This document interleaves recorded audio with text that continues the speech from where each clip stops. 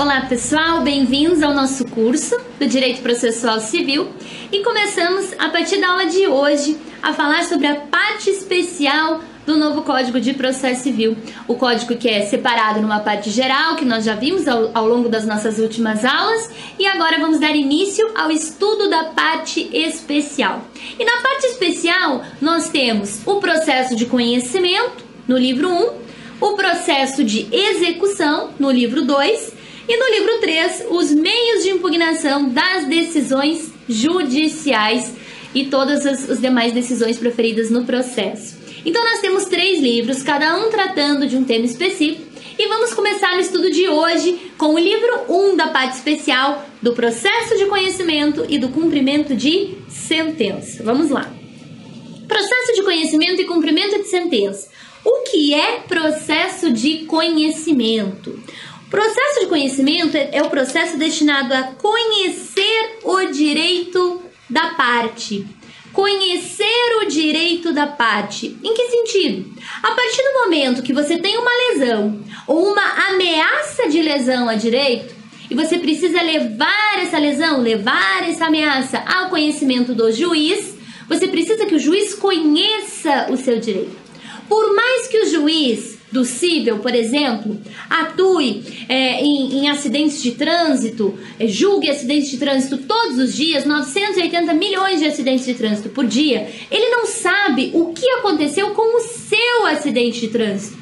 Então você precisa levar os fatos, levar as provas para o juiz conhecer o seu direito e ao final se manifestar, dizendo se você tem razão ou se você não tem razão, o que aconteceu com esse procedimento. Então, o processo de conhecimento, ele visa superar uma crise de incerteza. Você protocola a petição inicial, o juiz não tem certeza se você tem direito ou se você não tem direito. O juiz, ele precisa conhecer o seu direito para, posteriormente, te entregar o bem jurídico tutelado. Então, você precisa levar esse direito a conhecimento do juiz. Isso é um processo de conhecimento. Por isso mesmo que ele é concebido como um processo mais demorado, porque demora você investigar provas, fatos, fazer audiência, instrução e julgamento e proferir uma decisão com certeza, com segurança jurídica. Então esse é o processo de conhecimento. Muito bem. Dentro desse processo de conhecimento, o que o juiz conhece? Então o juiz, ele conhece fatos, que é a maior fundamentação dentro da nossa petição inicial. Você precisa levar ao conhecimento do juiz os fatos que aconteceram com você e provar esses fatos, fazer a prova desses fatos. Então o juiz, ele conhece fatos e as suas respectivas provas. O juiz conhece direito também. Só que o direito tem uma particularidade. Você não precisa provar o direito. Fatos você leva na petição inicial e prova esses fatos, até porque se você não consegue provar os fatos, significa que eles não aconteceram, que não está no processo, não está no mundo real. Mas o direito você só apresenta na petição inicial como fundamento jurídico, mas você não precisa provar o direito como regra. O direito não se prova. O direito só será preciso provar quando se tratar de direito estrangeiro, se tratar de direito estadual ou municipal diferente, ou se tratar de direito consuetudinário, que é aquele direito dos costumes. Fora essas 3 hipóteses, direito estrangeiro, estadual ou municipal ou consuetudinário, não há necessidade de provar o direito. Além de fatos e direito, o juiz também conhece a questão principal, que é o meu objetivo maior específico no meu processo, e conhece questões incidentais. São aquelas questões que ampliam o conhecimento do juiz. Então você ingressa com uma pensão alimentícia e a parte incidentalmente faz um pedido de exame de DNA, um pedido de investigação de paternidade, uma questão incidental que amplia o conhecimento do juiz. Além disso, ele também conhece questões processuais, legitimidade das partes, interesse, pedido, causa de pedir. Então todos os fundamentos relacionados ao processo, competência, representação da parte, se há necessidade de caução ou não, fenômenos processuais e questões de mérito, que estão no nosso direito substantivo, no direito civil, no direito consumidor, no direito empresarial e assim por diante. As questões de direito mesmo, questões de mérito, questões de fundamento, de pretensão material. São todas as coisas que o juiz conhece dentro de um processo de conhecimento. Então, ele recebe a petição inicial, ele parte de um estágio de ignorância quase que absoluta em relação ao que aconteceu com a parte, e a partir do momento que ele vai caminhando no processo, vai para a audiência, pega a contestação do réu, faz o saneamento, a audiência de instrução e julgamento, ele vai formando o seu convencimento, até chegar na sentença com segurança jurídica para proferir sentença com resolução do mérito. É isso que é um processo de conhecimento. Vamos lá. Dentro desse processo de conhecimento, nós temos dois tipos de procedimento.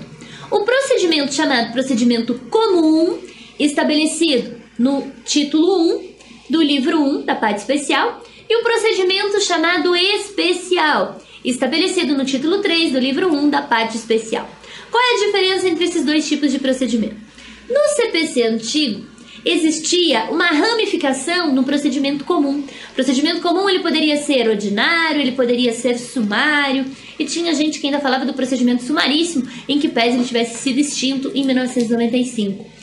E o novo CPC, o que ele faz? Ele elimina essa subclassificação, essa subdivisão entre ordinário e sumário. Ele fala não, ou o procedimento é comum, ou o procedimento é especial. Especial é todo aquele procedimento diferenciado. Diferenciado por quê? Porque o direito material exige algo específico. O direito material ventilado nesses procedimentos especiais não é um direito que se suporta dentro de uma relação jurídica comum, de uma relação jurídica padrão.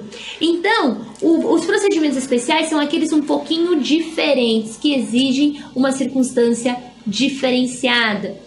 E essa circunstância diferenciada, ou ela vem explícita na nossa legislação, que é o próprio título 3 do livro 1 da parte especial. Então, nós temos lá o rol de procedimentos especiais, consignação em pagamento, as ações possessórias, ação de exigir contas, ação de divórcio, as ações de família de uma forma geral e tantas outras ações que estão lá no título 3 do livro 1, que são os procedimentos especiais. Então, ou eles estão ali, alocados no título 3 do livro 1, ou eles estão na legislação extravagante, que são os procedimentos descritos em outras leis, como o procedimento dos juizados especiais, que é um procedimento especial, a lei de locações, procedimento especial, lei do mandado de segurança, procedimento especial. Então, são procedimentos ou previstos ali no título 3 do livro 1, ou previstos na legislação extravagante.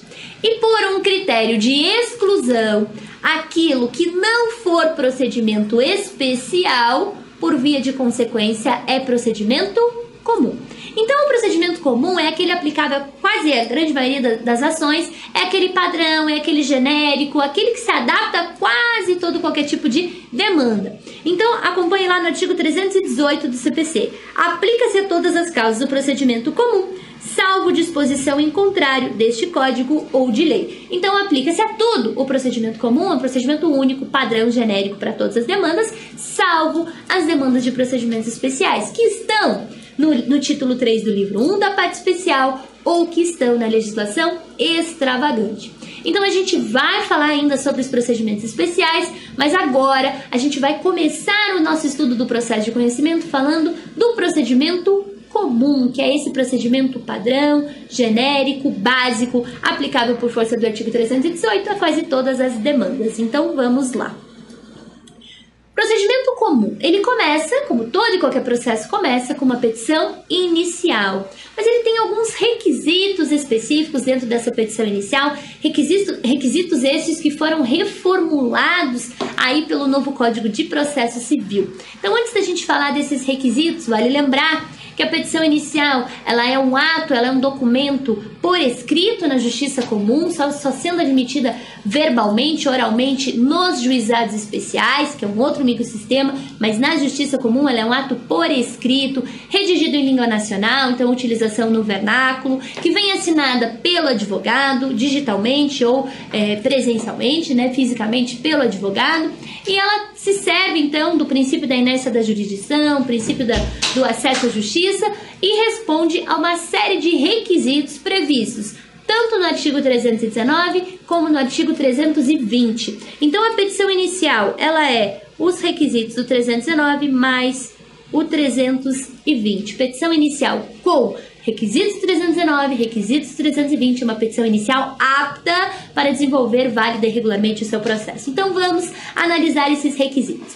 Artigo 319. A petição inicial indicará, são requisitos obrigatórios, devem conter na petição inicial. Inciso 1º, o juízo a que é dirigida a própria petição inicial. Percebam que, quando o legislador coloca o juízo, ele acaba alterando substancialmente uma prática processual que era desenvolvida há muito tempo no nosso ordenamento. Por quê? Vocês já ouviram ou já viram uma petição inicial que começa com a seguinte disposição: Excelentíssimo senhor doutor juiz de direito da vara civil da comarca de... e o nome da cidade. Já ouviram isso? Por que era assim? Porque o código anterior, CPC de 73, relacionava que um dos requisitos da petição inicial, no inciso 1º, era o juiz ou tribunal a quem é dirigida a petição inicial. E por isso, nós sempre fizemos referência ao juiz. Excelentíssimo senhor doutor juiz de direito, juiz federal, juiz do trabalho e assim por diante. Mas, com a nova estruturação do Código de Processo Civil, a gente percebe que ali no inciso 1º nós temos a petição inicial indicará o juízo a quem é dirigida a petição inicial. E o juízo não é a figura do juiz. Então esse inciso 1º quebra essa prática forense de colocar excelentíssimo senhor doutor juiz de direito, juiz federal, bastando pela própria letra do inciso 1º você colocar meritíssimo juízo da vara tal, da comarca tal. Então, claro, para quem quiser continuar escrevendo excelentíssimo senhor doutor juiz de direito, juiz federal, sem problema nenhum. Mas isso acaba vinculando a prestação jurisdicional à figura do juiz. É excelentíssimo senhor doutor juiz federal, juiz de direito. E quando a prestação jurisdicional, ela não é feita pela pessoa do juiz, ela é feita pelo juízo como um todo, por isso ofício jurisdicional. Então, meritíssimo juízo da vara tal, da comarca tal. Então, isso é uma informação importantíssima trazida pelo novo Código de Processo Civil. No inciso 2 também temos alterações importantes. Petição inicial indicará nomes, prenomes, estado civil, existência de união estável, profissão, número de inscrição no CPF ou no CNPJ, endereço eletrônico, domicílio e residência do autor e do réu. Então, o inciso 2, ele trata da qualificação das partes. A parte autora, a parte ré, tem que ser qualificada na petição inicial com o seu nome completo. Então, perceba aqui que nacionalidade, embora seja o primeiro requisito de identificação da pessoa, ela não é um requisito obrigatório da petição inicial, mas se você quiser colocar, também não tem problema, mas ela não é um requisito obrigatório. Então, você vai qualificar o autor e réu com o nome completo, estado civil e a existência de união estável. Essa existência de união estável foi inserida pelo Código de 2015. Por quê? Porque nós temos algumas ações que são aquelas ações que envolvem direito real imobiliário, que são ações nas quais se exige a outorga uxória do cônjuge. Então, o que acontece nessas ações? Para você demandar uma reintegração de posse ou responder a uma demanda possessória, enfim, é só um exemplo, mas poderia ser qualquer demanda envolvendo direito real imobiliário, você precisa ou demandar juntamente com seu cônjuge, ou você precisa demandar sozinho com a autorização do seu cônjuge, porque é uma ação envolvendo direito real imobiliário. Então, se você é casado, sob qualquer regime de bens, à exceção da separação de bens, você precisa da outorga uxória da vênia conjugal, que é uma autorização que também é submetida ao regime de união estável. Então, a união estável, você também pode ter uma união estável e optar por qualquer regime, e pode optar pelo regime da separação de bens também. Se você optar por esse regime, você está isento da outorga uxória. Mas se você optar na sua união estável por qualquer regime que não o da separação de bens, você também precisa prestar a outorga uxória para o seu companheiro, para a sua companheira. Então, o que acontece em razão desse dispositivo? Como não existia a previsão no código anterior, o sujeito era solteiro e tinha uma união estável, ou era viúvo e tinha uma união estável, ou era divorciado e tinha uma união estável. Por quê? O estado civil, né? União estável não é estado civil. Estado civil é solteiro, casado, viúvo, divorciado. União estável não é estado civil. E daí perguntava para a pessoa, qual é o seu estado civil? Ah, eu sou solteiro. E tinha uma união estável sob regime da comunhão parcial de bens e a ação envolvia um direito real imobiliário. Não tinha outorga uxória, dava problema. Então o legislador, sensível a essa situação de direito material, decidiu que, no momento que você for qualificar o autor ou qualificar o réu, você vai inserir o estado civil e se ele for solteiro, solteiro, viúvo ou divorciado e tiver uma união estável, você vai colocar fulano de tal, solteiro com união estável, divorciado com união estável, né? Justamente para indicar a presença ou não da união estável. E se ela existir e a ação tratar de direito real imobiliário, você já tem que lembrar que tem que pedir a outorga uxória. Então, por isso que foi colocada a figura da existência da união estável aqui. Profissão. Então, profissão, requisito importante para definir o grau de instrução da parte, conhecimento da parte. O número de CPF ou de CNPJ, se for pessoa física, CPF, CNPJ, pessoa jurídica. O endereço eletrônico e o domicílio e residência do autor e do réu. Então, o endereço eletrônico e o endereço físico da parte. O endereço eletrônico, nós temos que analisar esse requisito compatibilizando com o livro complementar do Código de Processo Civil, que diz que as pessoas jurídicas de direito público e as pessoas jurídicas de direito público interno e as pessoas jurídicas de direito privado devem ter um registro, um cadastro dentro do órgão do Poder Judiciário para receber citações. Então, a única ressalva que se faz às pessoas jurídicas são as pessoas jurídicas de direito privado, instituídas mediante microempresa ou empresa de pequeno porte. Essas não precisam. Mas todas as demais pessoas jurídicas de direito privado e as pessoas jurídicas de direito público precisam fazer um cadastro perante o órgão público para receber citação eletronicamente nos processos eletrônicos.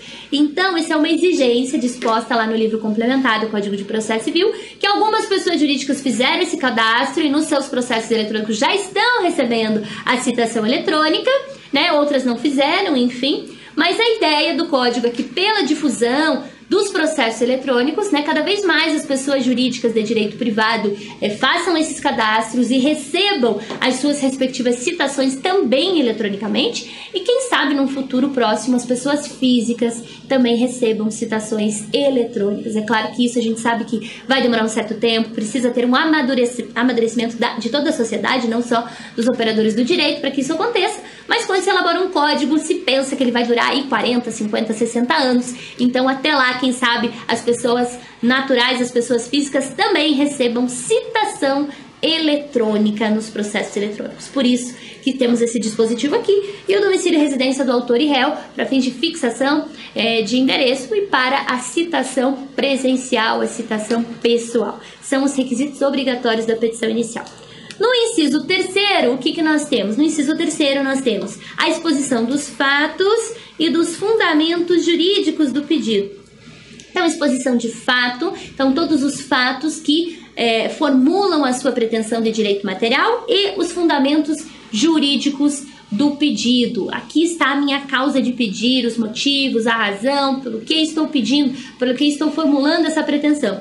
Então, aqui nos fundamentos jurídicos, a exposição de fatos e fundamentos jurídicos contorna a teoria da substanciação, da causa de pedir próxima, a causa de pedir remota, onde eu tenho que apresentar para o juiz a narrativa fática, bem como os fundamentos que constituem, que comprovam essa minha narrativa.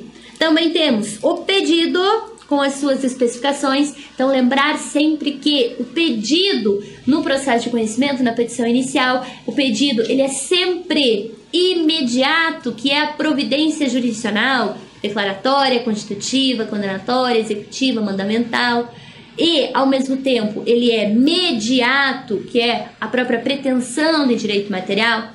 Lembrar que o pedido ele tem que ser certo e determinado, ele tem que ser claro, expresso na petição inicial, pedido certo, e tem que ser determinado, não é possível pedido genérico. Então, o pedido certo, aquele pedido expresso, explícito na sua petição inicial, com exceções das prestações periódicas, com exceções de condenação de honorários, com exceções de multa, correção monetária, juros, e o pedido tem que ser determinado, com algumas exceções previstas pelo próprio legislador, mas lembrando que talvez uma das maiores modificações aqui em relação ao pedido se refere ao pedido de dano moral.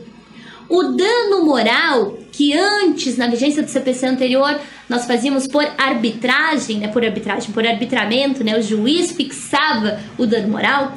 Pelo novo CPC, esse dano moral ele também tem que ser determinado. O dano moral não pode ser indeterminado. Dano moral ele tem que ser determinado pela parte, o que era concebido anteriormente como um pedido genérico, agora ele é um pedido determinado. Determinação também do pedido de dano moral. Também como requisito obrigatório, o valor da causa. Lembrar que toda petição inicial tem que ter valor da causa, ainda que não tenha conteúdo econômico aferível. Então você tem que colocar um valor da causa. Existem os dispositivos legais para se verificar quais são os valores respectivos, né? Na acumulação de pedidos, você vai somar todos esses valores. Pedidos alternativos, você vai colocar de maior valor.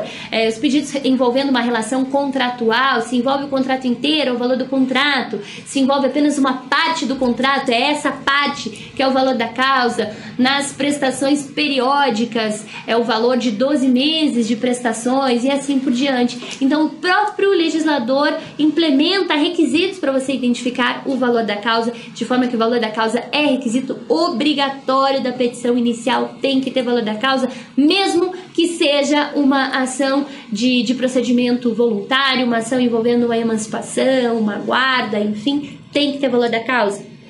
Inciso 6º, as provas com que o autor pretende demonstrar a veracidade dos fatos alegados. Então você vai indicar na sua petição inicial que você pretende provar com prova documental, prova testemunhal, prova pericial, inspeção judicial, ato notarial, enfim, todos os meios de prova em direito admitidos, ainda que não previstos no CPC, desde que sejam meios lícitos de prova. E por fim, talvez o inciso mais controverso, né, um inciso que não existia no CPC antigo, a opção do autor pela realização ou não da audiência de conciliação ou de mediação. Esse inciso 7º, ele dá a falsa ideia de que a audiência de conciliação e mediação, ela vai se realizar ou não por disposição do autor. E na verdade não é bem assim, a gente vai ver um pouquinho mais pra frente.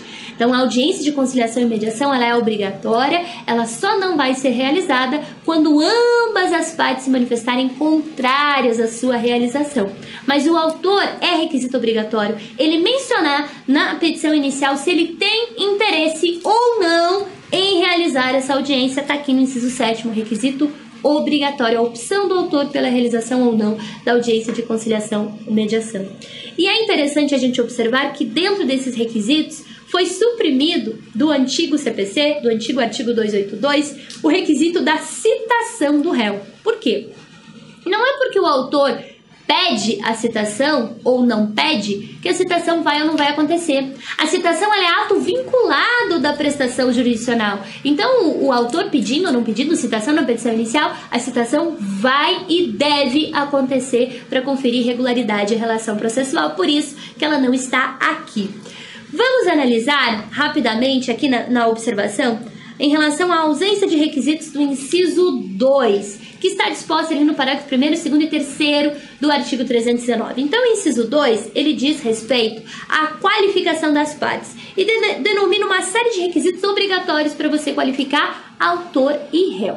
Só que o que acontece? Do autor, você tem todos esses requisitos aqui do inciso 2. Se você não tiver, você pede para ele e ele acaba te entregando todos esses requisitos. Agora, do réu, será que eu sei nome completo do réu, CPF do réu, endereço eletrônico do réu, endereço físico? Será que eu sei a profissão dele? Será que eu sei o estado civil, se ele tem ou não uma união estável? Então, o réu, às vezes você não dispõe de todos esses elementos. E daí? São elementos obrigatórios, como é que fica? Se você não tiver todos esses elementos do réu, dizem os parágrafos do artigo 319 que você precisa pelo menos conseguir citá-lo para que o processo se desenvolva válido e regularmente. Como é que você consegue a citação de alguém? No mínimo, com o nome e o endereço físico, já que a citação, como regra, ela é pessoal. Então, se você tiver, no mínimo, o nome e o endereço físico da pessoa, você consegue citar o réu. Em citando o réu, ele integra a relação jurídica processual e complementa os seus dados ali na petição. Agora, se mesmo assim você não tiver esses elementos mínimos para proceder à citação do réu, você pode pedir diligências ao juízo para encontrar esses elementos. Então, a petição inicial que não contempla todos os requisitos do inciso 2, principalmente no que diz respeito ao réu, ela não será indeferida de plano, justamente em razão do que a gente já comentou lá no artigo 317. Todo vício que o juiz puder corrigir, ele vai corrigir para que o processo não seja extinto sem resolução do mérito. Então, se eu não tenho todos os requisitos ali do inciso 2 em relação ao réu, minha petição inicial não será indeferida de plano. Eu tenho que ter elementos mínimos para poder citar o réu, e se eu não tiver, eu posso pedir diligências. Então, eu vou diligenciar perante a Copel, a Sanepar, a operadora de telefone, o Detran, para encontrar essas informações e completar a minha petição inicial. Então, observação importantíssima, pela ausência do inciso 2, a petição inicial não será mais indeferida de plano. E, para a gente finalizar os requisitos ali da petição inicial, no artigo 320 do CPC, nós temos que a petição inicial será instruída com os documentos indispensáveis à propositura da demanda. O que são esses documentos indispensáveis à propositura da demanda? Então, nós temos aqueles documentos básicos, padrão, que tem que estar presente em toda e qualquer petição inicial. Quais são? Procuração do advogado e os documentos identificadores da parte autora, RG, CPF e comprovante de endereço do autor, perdão. Então, esses dois documentos têm que estar presentes em toda a petição inicial. Procuração do advogado, RG, CPF e endereço do autor. Mas, além desses documentos, nós temos alguns documentos que são também indispensáveis à propositura da demanda, dependendo do tipo de demanda. Quais são eles? Bom, você entra com uma demanda de divórcio. Qual é o documento indispensável na propositura da demanda de divórcio? Certidão de casamento. Você entra com uma reintegração de posse. Qual é o documento indispensável para a sua ação de reintegração de posse? A escritura pública do imóvel, a matrícula do imóvel. Então, além desses documentos básicos, procuração e identificação do autor, sempre que você tiver uma demanda consubstanciada num instrumento público, é essencial juntar esse instrumento público para a definição do seu direito. Então, são os requisitos da petição inicial, todos do artigo 319, com a ressalva que se faz ao inciso 2 em relação à ausência dos elementos qualificadores do réu, e os dispositivos do artigo 320. Se a sua petição inicial tiver o 319, tiver o 320, ela será uma petição inicial apta, válida, regular e eficaz para dar prosseguimento à relação jurídica de direito processual.